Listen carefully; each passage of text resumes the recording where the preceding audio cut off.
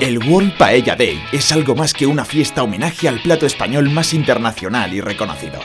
Un evento que trasciende lo gastronómico para convertirse en el estandarte turístico y promocional de su ciudad natal, Valencia. Y pensamos que nuestra paella, cuarta receta más googleada del mundo, debía tener su propio World Day, por supuesto. Con ese objetivo, nos unimos en torno a una idea y creamos un acontecimiento que iba a ser grande y participativo, capaz de crecer y crecer año tras año en todo el mundo, cada 20 de septiembre.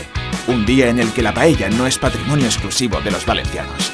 El eco aún se escucha entre los más de 4 millones de personas de 40 nacionalidades que a través de los canales de Facebook, Twitter e Instagram viralizaron nuestro World Paella Day. O gracias a los miles de impactos en medios españoles, italianos, brasileños, británicos, estadounidenses, japoneses o chinos. Celebramos por todo lo alto a uno de los auténticos íconos de la gastronomía española.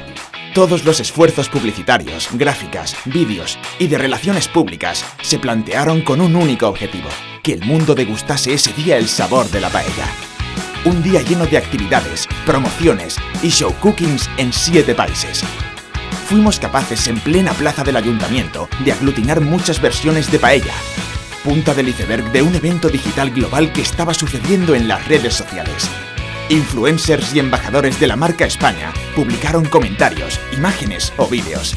Entre ellos, el futbolista Iker Casillas, los cocineros Carlos Arguiñano y José Andrés o el cantante lírico Plácido Domingo.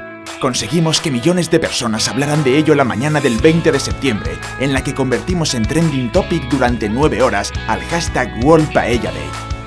Todo un éxito que se ha calificado por su impacto global y trascendencia en tan solo un día como la campaña de publicidad de Valencia más importante de la historia.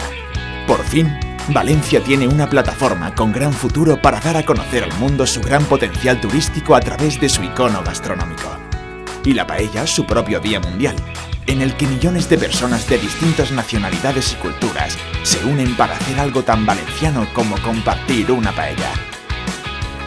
worldpaelladay.org